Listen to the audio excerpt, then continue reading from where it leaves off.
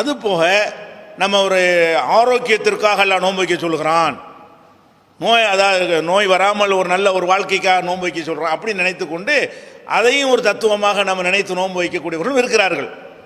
ஆனால் நோன்புனால ஆரோக்கியம் இருக்கிறது உண்மை, நோன்புனால நன்மை கிடைக்கிறது உண்மை, மறுமையிலையும் கிடைக்கிறது, துன்யாவிலையும் நோன்புல நன்மை இருக்காண்டா கண்டிப்பாக நன்மை இருக்குது, அது ஒரு விஷயம். ஆனால் நம்ம இன்னைக்கு தான் கண்டுபிடிச்சி இதை சொல்கிறான். இந்த நன்மைக்கு முன்னாடி உள்ள காலத்தில் என்ன விளங்கியிருந்தாங்க அவங்களுக்கு தெரியாது. நோன்பு வைப்பது நன்மைன்னு யாராவது விளங்கி வச்சுருந்தாங்களா?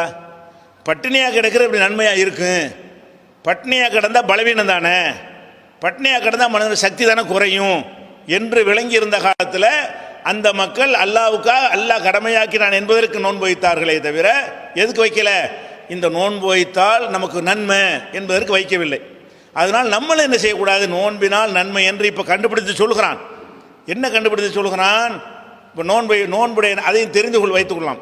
இதுக்காக நம்ம நோன்பு வைக்கலை, ஆனால் அல்லாஹ்வுடைய அந்த வணக்கத்துக்குள்ள சில உலக நன்மைகளும் இருக்கத்தான் செய்யும். இப்போ தொழுகிறோம், தொழுகை எதுக்கு செய்கிறோம்? யோகாசனம் மாதிரி நினைத்தா செய்கிறோம். குனிந்து நிமிந்தால் உடம்பு நல்லா ஆரோக்கியமாக இருக்கும், அதுக்காக தொழுகிறோம்? இல்லை, அல்லாஹ் கடமையாக்கிட்டான், அவனுக்கு அடிமைத்தனத்தை காட்டுவதற்கு தொழுகிறோம். ஆனாலும் அதில் இந்த நன்மை கிடைக்கும் நமக்கு. நம்ம இதுக்காக தொழலை, இந்த யோகாவுக்காக தொழவில்லை, அந்த நோக்கத்துக்காக தொழவில்லை. நம்ம எதுக்கு தொழுகிறோம்? அல்லாஹ் கடமையாக்கி விட்டான் என்பதற்கு தொழுதாலும் அந்த தொழுகையின் மூலமாக உலகத்தில் உடல் இயக்கங்களில் நமக்கு நன்மை கிடைக்குதான்னா கண்டிப்பாக கிடைக்கிறது. அந்த மாதிரி நோன்பை நம்ம வைப்பது எதுக்கு வைக்கணும்? அதாவது ஆரோக்கியத்திற்காக வைக்கணும்னு நினைச்சிடக்கூடாது. ஆரோக்கியத்துக்கு வைக்கிறதா இருந்தால் அல்லாவே என்ன செய்யறான்? நோயாளிகளுக்கு நோன்பை இல்லைங்கிறான், பிறகு வச்சு கேட்குறான். குமன் காணமின்கும் மறியல நவ்வலா சஃபரின் ஃபைதத்தும் மின் ஐயாமின் உகர். உங்களில் யாராவது நோயாளிகளாக இருந்தால் அல்லது பயணத்தில் இருந்தால் வேறு நாட்களில் வச்சுக்கிறங்க. நோயாளிக்கு நோன்பு வைக்காத அப்போ வைக்க தேவையில்லைங்கிறான். அப்போ நோயாளியுடைய நோய் நிவாரணத்துக்காக கடமையாக்கி இருக்கு? இல்லை, நோயாளி வைக்கவே தேவையில்லை, பிறகு வைக்கணும். நோய் தீர்ந்த பிறகு. நோய் தீரவே இல்லைன்னா வைக்கவே தேவையில்லை. தீராத நோய் இருக்குல்ல, அவன் காலமெல்லாம் வைக்க தேவையே இல்லை.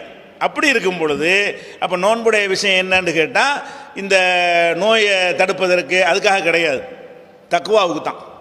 ரமலானில் அல்லாஹ் இஸ்லாம் மார்க்கத்தை வழங்கினதுக்கு நன்றி, அந்த வணக்கத்தின் மூலமாக நான் இறை எச்சத்தை அதிகப்படுத்திக் கொள்வது, இதுதான் நோக்கம்.